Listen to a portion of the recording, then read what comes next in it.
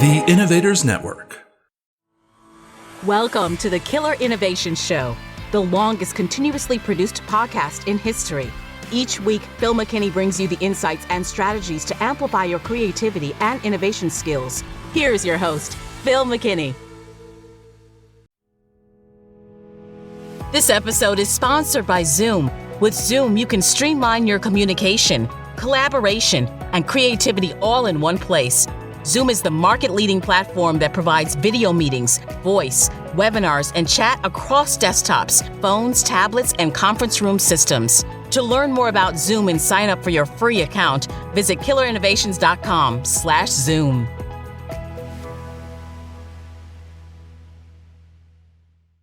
Welcome to my studio.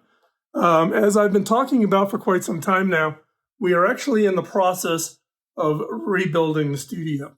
Now, the purpose here is not to talk about what I do specifically. This episode is about how to create your own innovation studio. Whatever your focus area is for innovation, I am a firm believer that you need a dedicated space. That could be a corner of a bedroom. When I first started out, literally was in the master bedroom. I had a little desk in the corner. I've now have a dedicated space. I originally built this space 8 years ago, and now we're in kind of the first major refresh as I move beyond just simply using it as my podcast and YouTube studio. So let me give you just a quick tour of what it is today. Now, this will be a series of videos over time, not going to be all stacked up together because I'm going to shoot these as we are progressing. This is coming up in the middle of August of 24. We got about 75% of the stuff moved out of here. The next phase is ripping out the old carpeting. We're going to all hardwood floors, easier to move equipment around, that type of thing. But if you've been a longtime follower of the podcast and a longtime viewer of the YouTube videos, this may be the view of the studio that you are most familiar with. When the studio was first built, this was my backdrop. Camera, just as it does today, would be facing me. Now, on the wall here, this is anechoic fabric stretched over anechoic fiberglass underneath for sound management and sound suppression. These are, I don't know what the proper sound studio term is, but basically these are to tune the room. So I actually hired a professional studio designer builder to come in and do this work for me, and he tuned these. So these are custom built for the room themselves. And basically this purpose is for audio recording and video recording. You don't end up with just muffled, dead noise if you only do suppression. So we have suppression, and then we have this tuning, which brings back a little bit of that voice sparkle. Now, we have these all over the room, depending on flat surfaces. These will all stay. The sound suppression will stay. But we are changing, for instance, suspended lighting from the ceiling. Now, this will be kind of what I would refer to as the podcast YouTube studio end of the studio space. And this here is actually my workstation that I work at. And this is where my Yamaha TF1 soundboard normally sits. It's moved out because we're in the middle of getting ready to start ripping flooring out.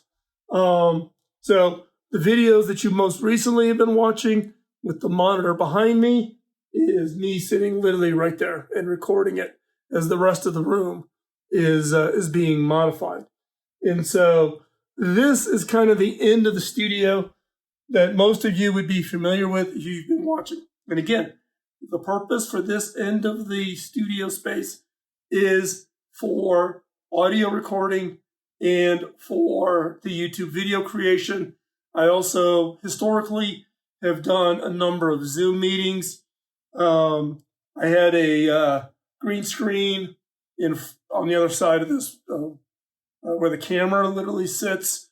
And if you had done Zoom meetings with me during the early days of COVID, and you saw the view from my ranch here of Rocky Mountain National Park, that was projected onto that green screen. So I'm just trying to orientate you for this space. Now, the nice thing about this space is it's about 1,200 square feet, lots of closet storage.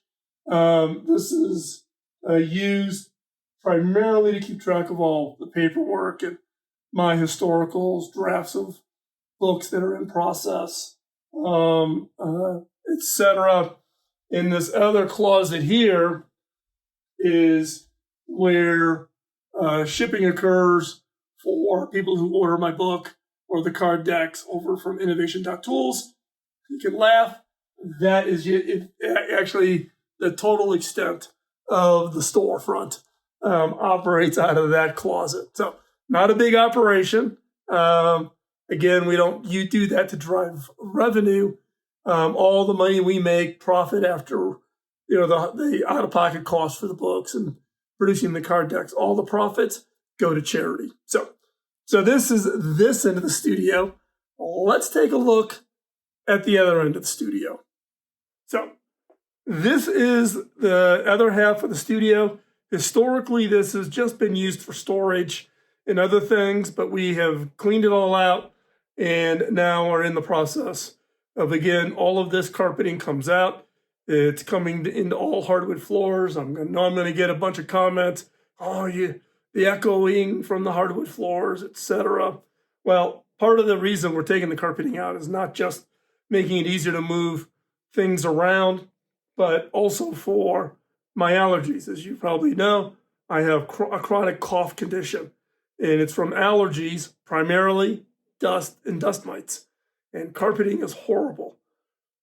Over a handful of years ago, we did the house where we ripped out all the carpeting.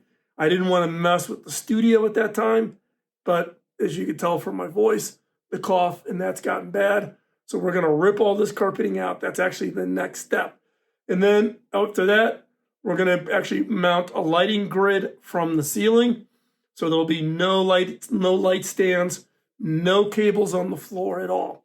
Now, what's going to happen at this end of the studio? The current plans for this end of the studio is where my prototyping equipment will go.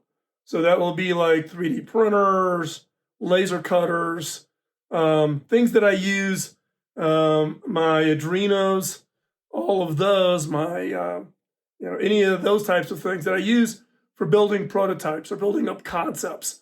Many cases I'm working with small startup companies, and I've come up with an idea. I have found it as useful to create a prototype, put it in their hands so they can actually feel it and see it. Now, I will tell you that my prototypes are extremely rough, and it's just to get the ideas. In some cases, it may just be a square block of wood, just to give them a feel of size and shape. But that's what's going to happen at this end. At the far end, that's actually going to be a little Zoom collaboration studio. So we're going to put the TV down there on the wall, I'm not sure if it's going to be a table with chairs or a small couch. And that's where I'll be taking most of the Zoom calls throughout the day. So I've got the studio at this end, and I've got the Zoom capabilities down here. The one nice thing about this particular space is, and you can see it through the door, is actually I have a private patio that goes out to the outside. So it makes it extremely nice from that perspective. And in this case, this end of the room, nothing has really been done. It's blank walls at this point. And Mike, the guy who designed and built this side of the studio for the podcasting and the YouTube work that I've been doing so far, will actually be coming in here probably in another month or so and look at these walls and then determine what we need to do to retune this into the studio. But again, my vision for this is for the space where I can do literally everything that I need to do, from designing, innovating, ideating, building up early concept prototypes, and not so much for my own ideas at this point. I do have some ideas that I'm working on, but the majority of the work that I do in here is for you. And for those of you who've reached out to me looking for help, companies that I'm affiliated with or that I'm on their advisory boards for, whatever, that's the work I will be doing here in the studio. Keeps me active. I find that really engaging.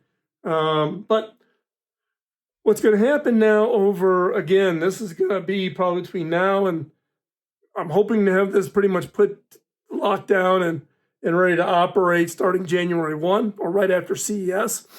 That's the timeline that we're planning on, but it is dependent on a lot of things that have all got to come together.